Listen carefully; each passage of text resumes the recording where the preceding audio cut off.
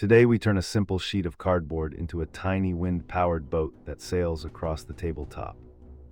Fold the cardboard into a hull, then cut a triangular sail and mount it on a skewered mast.